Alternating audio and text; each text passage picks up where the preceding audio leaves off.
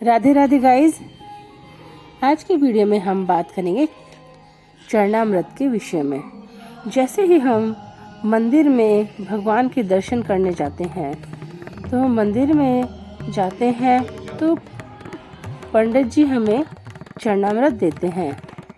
उसमें सबसे पहले हमें तुलसी पत्र दिया जाता है और फिर हमें 3 बार पुजारी जी चरणामृत देते हैं। चलिए आज की वीडियो में हम आपको चरणामृत की महिमा बताते हैं। चरणामृत भगवान को अर्पित किया हुआ जल होता है। जब इस जल को हम भगवान के चरणों में समर्पित कर देते हैं तब यह चरणामृत बन जाता है।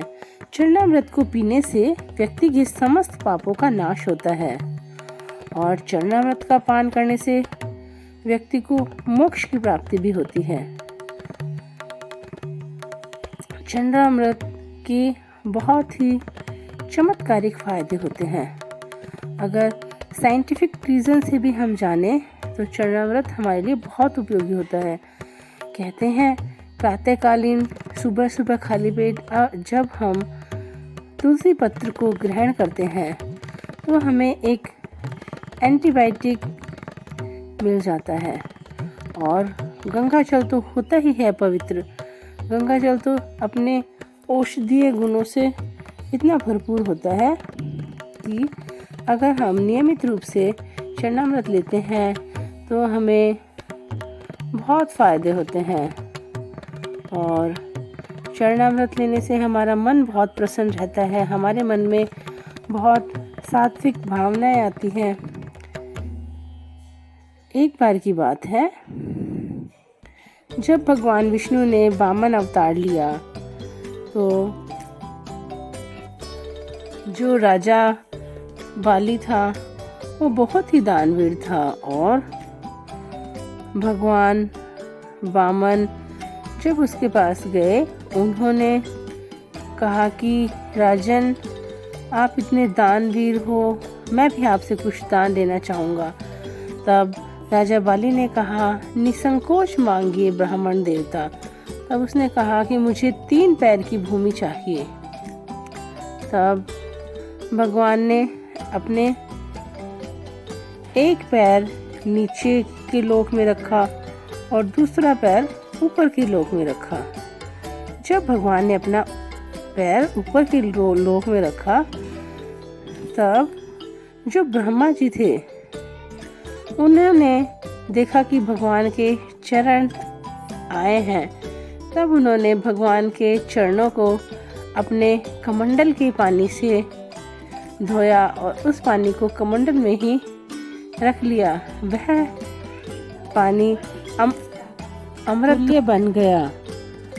और गंगा जल तो वैसे ही बहुत ही पवित्र और शुद्ध होता है।